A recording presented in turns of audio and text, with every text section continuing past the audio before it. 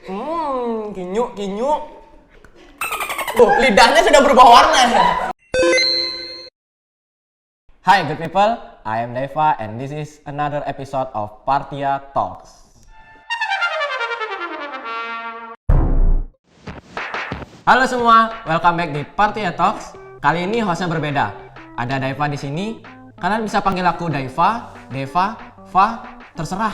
Yang penting jangan Rizky, karena itu bukan nama saya. Itu nama tetangga saya. Oke. Seperti biasa ya, nggak biasa-biasa banget sih. Juga baru episode kedua. Kali ini host tidak akan sendirian dan akan ditemani oleh satu bintang tamu. Ayo, penonton di rumah bisa tebak nggak? Siapa bintang tamu kita? Ayo. Kan nggak ada di judul deh. Hah? Mana aja? Oh iya, ngapain aku nanya? Oke, kalau begitu tanpa lama-lama lagi, kita panggil aja langsung bintang tamu kita. Ini dia, anak teknik si ketua organisasi, Ko Fernaldi Hanggara.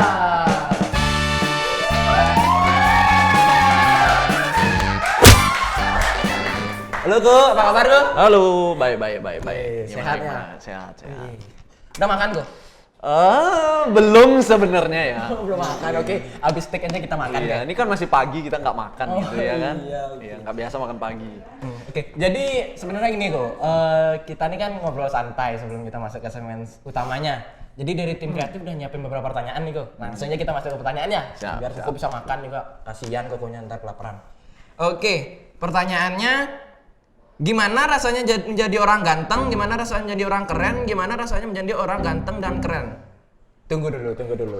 Oke. Ini siapa sih yang buat pertanyaannya? Kru? Siapa yang buat pertanyaan kru? Oke Ko, kita skip aja ke pertanyaan yang bener aja Ko ya. Aduh, nih tim kreatifnya nih kayaknya terpesona. Terlalu kreatif. Kayaknya terpesona. Oke, ini pertanyaan sebenarnya Ko. Nah, tadi kan dibilang Koko si anak teknik. Koko nih masuk teknik apa sih? Teknik. Oke, bukan Kalau teknik. teknik itu salah gitu. oke. Harusnya teknik pakai K gitu. Nah, kru nih Anda bukannya calon anak teknik ya? Oh, iya. Anda Soalnya tidak saya tahu, ngikutin di bahaya. skrip ini dibilang teknik. Aduh, nih Wah, tim kreatifnya nih. Untuk tim kreatif tolong ini suara anak teknik nih. Oke. Kodim dong. Oke, tadi ada kesalahan teknis ya. Kita langsung aja ke Q&A nih. Oke, Go. Dengar-dengar tadi Koko anak teknik. Iya. Koko itu masuk teknik apa di universitas mana? Oke, jadi Koko dulu kuliahnya di Teknik Sipil di Universitas Udayana, Bali. Universitas Udayana disingkat U. Oh, bukan. Enggak, UNUD. Oh, UNUD. Oke. UNUD. Teknik sipil. Wih, berarti kebetulan dong. Saya juga maba teknik sipil, tapi masih minggu depan pengumuman ya. Masih grogi, guys. Nunggu Iya, pengumuman, aduh. guys. Gimana ya? Pertanyaan selanjutnya nih, Ko. Menurut dengar-dengar dari kabar burung nih.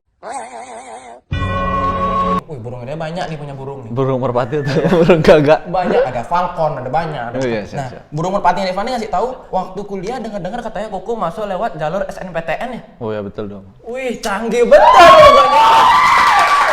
Emang kalau orang penting itu lewatnya jalur undangan, jadi harus diundang. Berarti ya. saya nggak penting dong. Saya nggak masuk jalur undangan, saya nggak penting berarti. Mungkin belum.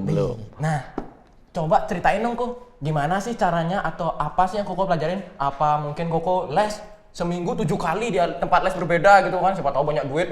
Wah, les GO, les neutron, apa aja saya lesin pokoknya. Maksudnya buat masuk. Iya, biar masuk, biar Oh. rapotnya gede pokoknya. Atau gimana biar motivasi teman-teman penonton yang lain biar mungkin nih kru kami satu Ailing ada yang pengen kan tahun depan dia masuk UNUD jadi saya lewat jalur SNPTN, nggak mau kayak Kodeva yang bodoh gitu kan. Coba Ko. Kalau dulu itu yang pasti pertama kamu harus daftar senam PTN.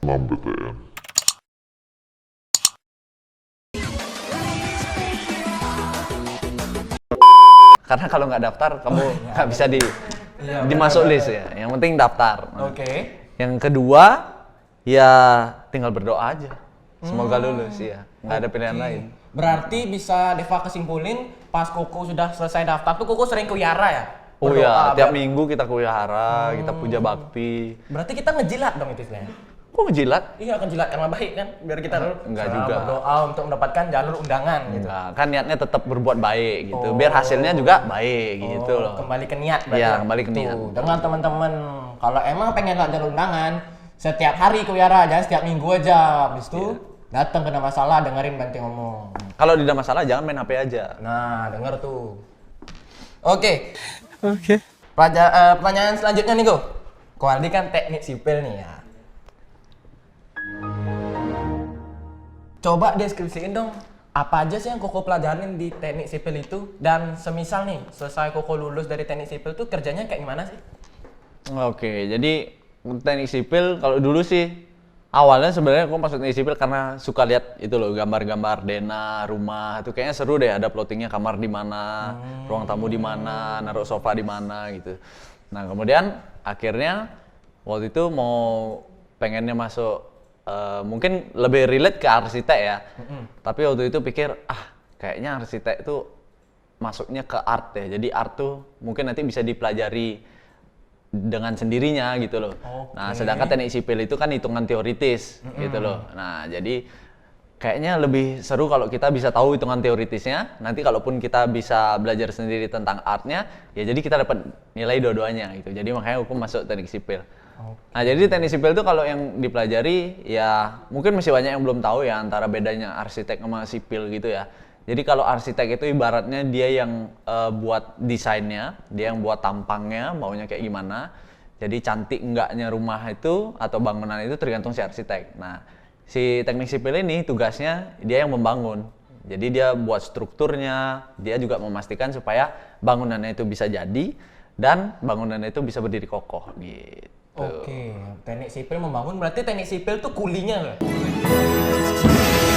Enggak gitu ceritanya bos. Kita yang mendesain strukturnya supaya kuat, nanti yang ngerjain ya kulinya gitu. Yang nggak kita yang ngaduk semennya. Terus kalau misalnya lulusan teknik sipil tuh kerjanya kemana sih kok biasanya? Kerjanya banyak sih di kontraktor, di konsultan gitu biasanya. Jadi kontraktor itu dia yang benar-benar biasanya yang ngerjain bangunan itu dari awal sampai selesai. Ada juga yang jadi konsultan, misalnya ini strukturnya harusnya gimana nih, bagusnya desain strukturnya. Nah, dia kasih kasih perhitungan ke si klien gitu sih biasanya. Berarti bisa kita tarik kesimpulan kalau emang kita pengen masuk teknik sipil, habis itu ke bagian kontraktor berarti harus siap hitam berarti kayak. Oh, sudah pasti anak teknik itu kenapa anak teknik itu rata-rata fakultas teknik warnanya kalau di Udayana nih ya, warnanya itu warna hitam. Nih kayak baju yang dipakai sekarang nih warna hitam. Ya jadi mungkin karena itu mungkin. Suka berjemur mungkin ya. Makanya pilih warna hitam gitu. Oke. Pertanyaan selanjutnya nih, Go. Nah, kan kita nih di teman-teman saya terutama nih yang sudah digadah ya kakak-kakak saya lah bisa dibilang. Termasuk Koko nih. Deva sering dengar cerita keluh kesah anak teknik sipil. Coba dong Koko bagi suka dukanya Koko menjadi teknik sipil tuh apa aja sih? Suka duka ya? Kayak banyak dukanya kayaknya. Duka. Iya, tidur nggak teratur ya kan?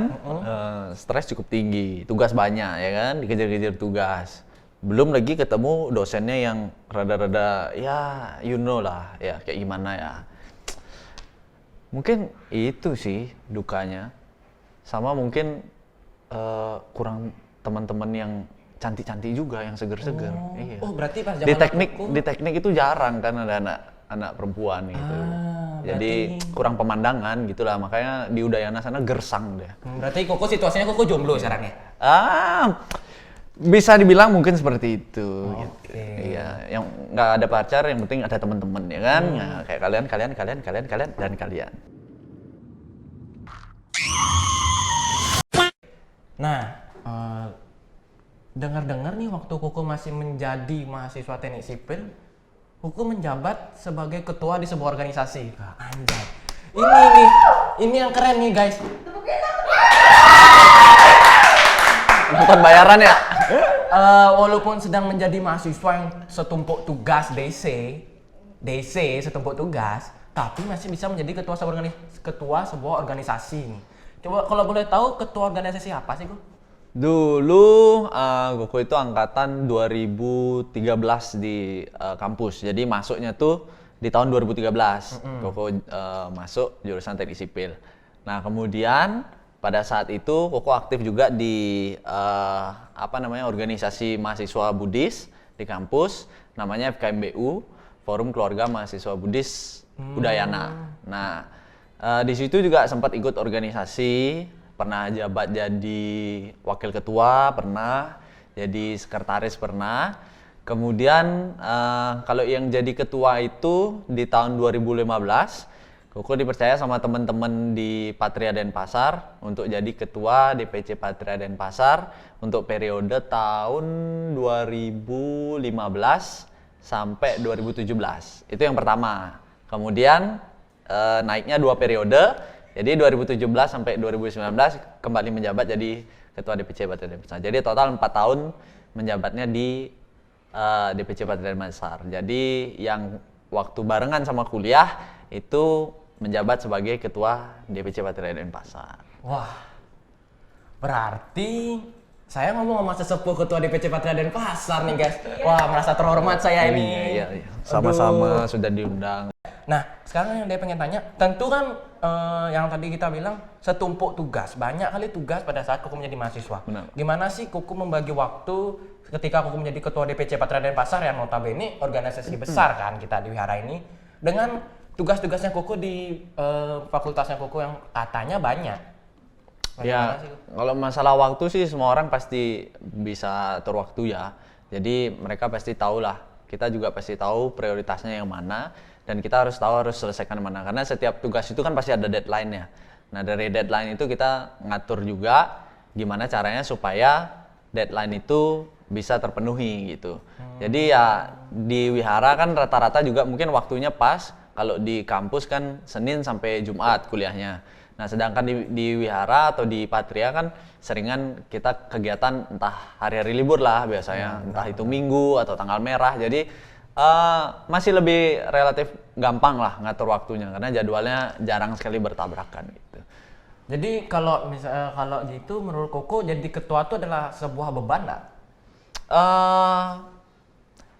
Kalau Koko sih menganggapnya nggak sebagai beban ya, tapi pressure itu pasti tetap ada gitu. Jadi kita juga sebagai ketua, kita harus bisa juga manage bagaimana kita menghandle pressure itu gitu. Karena jangankan jadi ketua, kita di kehidupan sehari-hari aja pasti ada beban dong, beban di kehidupan kita bisa stressful.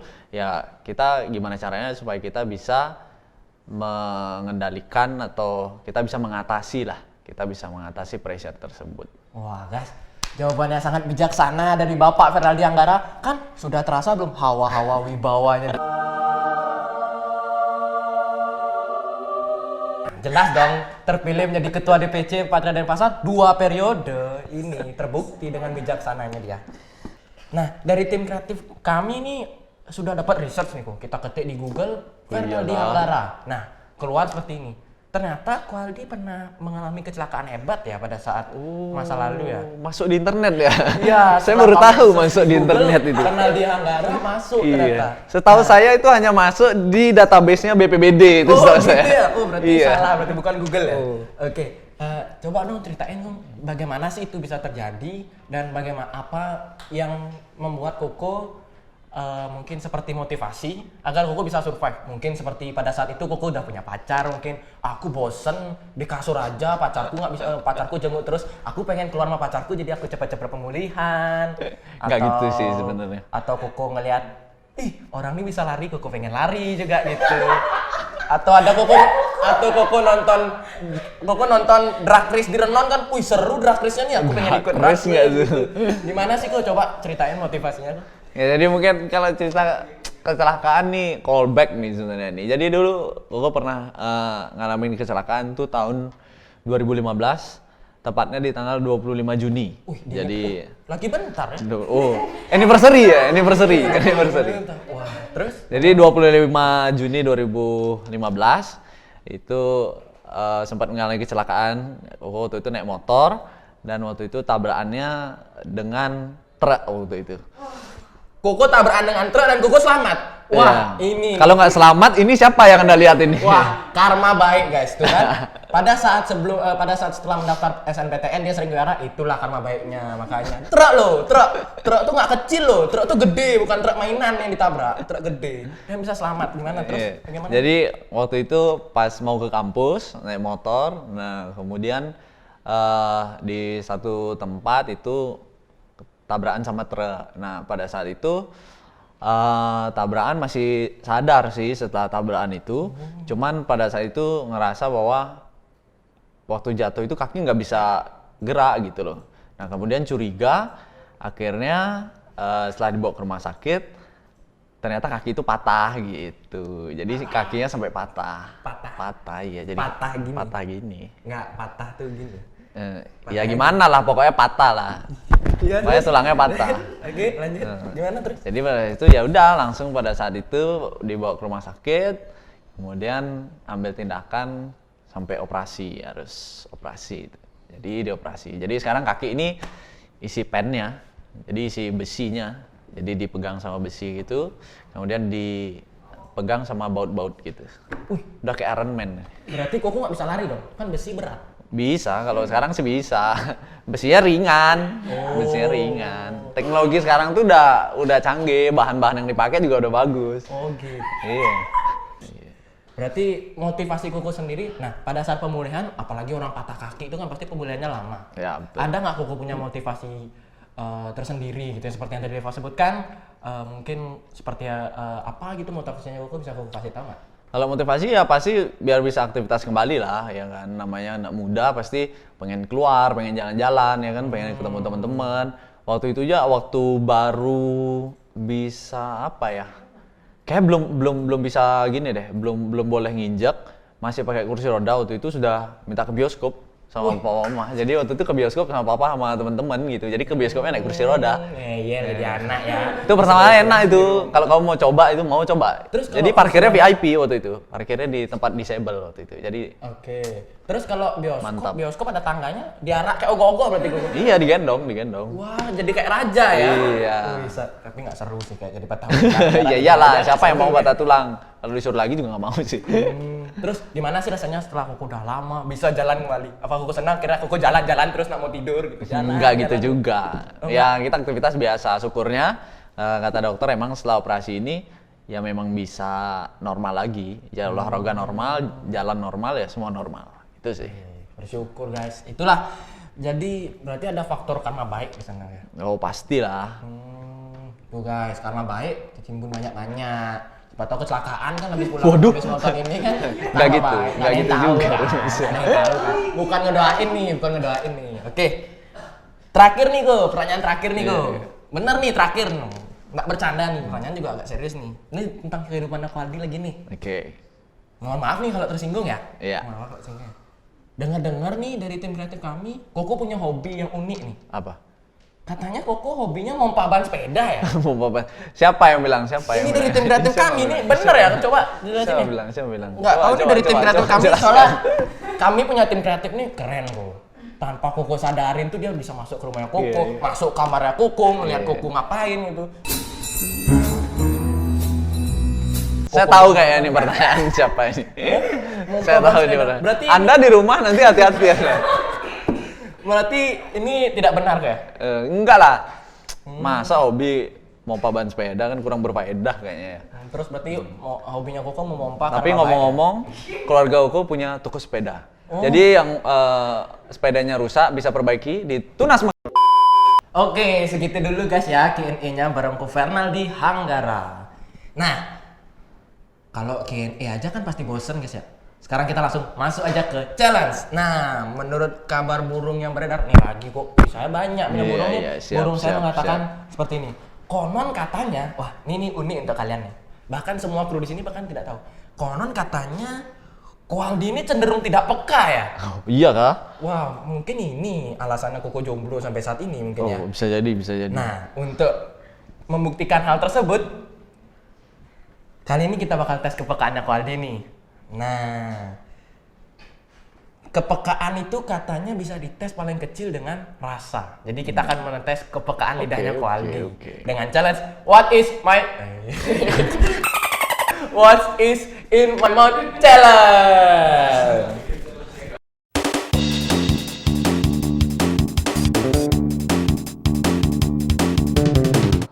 Nah, jangan nangis kok, jangan nangis. Oke, sekarang kita langsung mulai aja ya. Kita tes kepekaan seorang Fernaldi Hanggara. Yuk ku a a a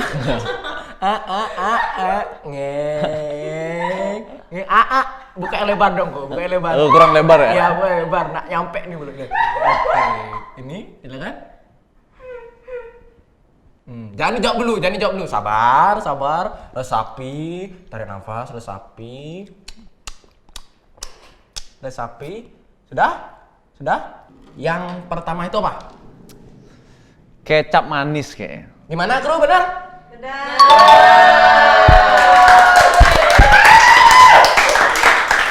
Padahal nggak suka kecap manis ya, bener ya? Udah manis dikasih kecap manis kan tambah manis ya, guys ya? Iya, Kak. Aduh. Oke, yang kedua. Aduh. Keras. Semangatku ya. Jangan nangis. Iya. Jangan nangis. Kalau besok mati berarti ini kru yang salah nih. Enggak. Kok karma baikku? Enggak sampai mati kok. Enggak sampai mati. Lu jodohin lidahnya kok. Koma doang ya? Iya. Oke, resapi. Silakan menunjukkan ekspresi jika memang rasanya tidak sedap. Iya, tampaknya ekspresinya sudah menunjukkan. Wah, ngakak tim kreatifnya nih. Wah. Apaan nih? Oke, silakan. Apa ya ini ya? Masako ya? Silakan. Ada jawaban sebelum saya kunci jawabannya? Bisa call a friend kalau enggak bercanda, bukan tonight show ini. Apa ya? Apa ayo? Kayak micin rasanya. Nah, awas bodoh. Nah, jadi bodoh. Nah. Kayak micin deh. Oke, Micin, gimana tim kreatif? Sudah Apa nih ya? menunjukkan tidak pekanya, oke. Oke, yang ketiga.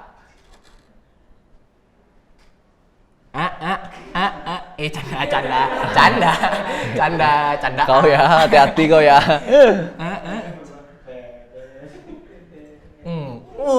Lahap betul ya Bapak ya. Kunyah Pak. Kinyu. Sabar, tahan nafas. Apa nih? Nih, lidahnya sudah berubah warna. Wah, yuk.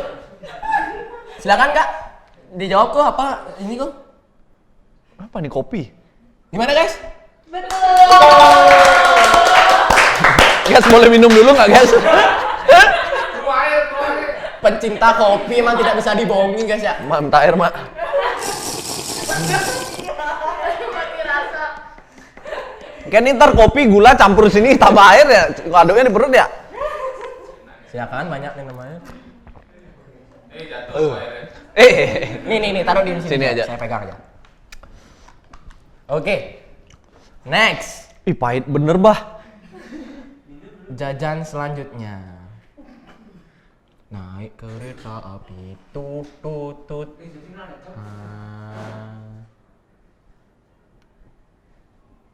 Ada nggak ada ya? Sorry canda. Udah. Ini jangan dimakan semua Pak. Iya. Oh enggak. Nggak makan semua tapi sendoknya digigit Oh, Pak. iya. Kalau gitu nggak bisa gini dong. Yuk, rada. Ini kayaknya kesukaan Bapak deh. Saya dengar Bapak suka makanan ini, Pak. Nah, perubahan namanya. Iya. Boleh minum dulu nggak? Oke.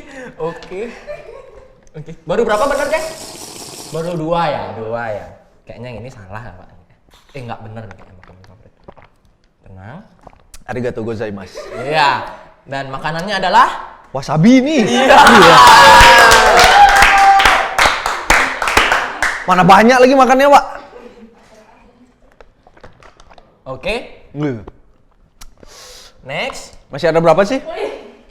Ada lagi 3. Sabar kok ya. Ya emang wasabi nggak enak gue. Nah, yang ini terakhir nih. Mau banyak apa dikit nih? Ini terakhir ya? Ya, mau banyak apa dikit? Dikit aja lah. Dikit nih? Dikit aja. Are you sure? Iya, dikit aja. Oke, dikit. Silakan. Buka lebar. Ya, silakan. Yogurt. Gimana guys? Salah. Oke, jadi boleh dibuka dulu ya matanya. Atau kita kasih tahu dulu yang benernya. Boleh dibuka? Oke, dibuka dulu dah. Ini ya. Jeng jeng jeng jeng. Iya. Oke, jadi sebenarnya yang tadi tuh yang Bapak salah nebak itu adalah Oh, Mac. Ba- Ini mau kan bukan sih? apa yang tadi guys? Ini, Iya, guys? garlic powder. Ini garlic powder dan juga McFlurry. Sayang Bapak minta dikit Pak. Oh, ini garlic powder ya? Iya. Oke. Itulah challenge kita, What's in My Mouth Challenge with Fernaldi Hanggara. Kesimpulannya, Mac guys. Oke. Oh iya, nggak sponsor. Nanti tolong, ini tim kreatif.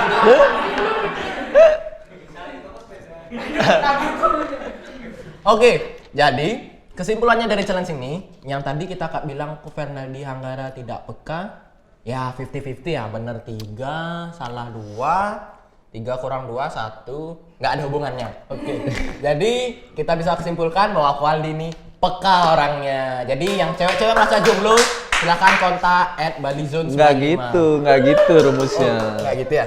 Oke, itu dia berbagai macam asupan gizi yang sudah kami berikan kepada Waldi. Gimana, Waldi, Makasih tanggapan lo ya, Waldi? makasih ya. Yang kalau bisa Koko pilih favorit Koko yang mana? Pasti ini, pasti ini. Wasabi favorit. Wasabi guys, Gila. favorit. Menurut kalau Depang lihatnya tadi Koko wasabi sama bawang sih, karena mukanya Koko sangat jujur tadi. Oh iya iya. When they ask you how you are, you just have to say that you're fine when you're not really fine. You just can't get into it. Oke, sekian What is My Mouth Challenge with Fernaldi Hanggara.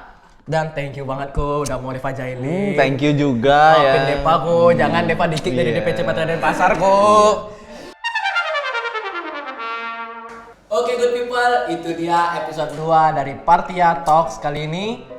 Jangan lupa komen pendapat kalian mengenai video kita kali ini. Dan jangan bosan-bosan untuk nontonin konten Partia. See you in next episode. Be kind and have fun. SSBS.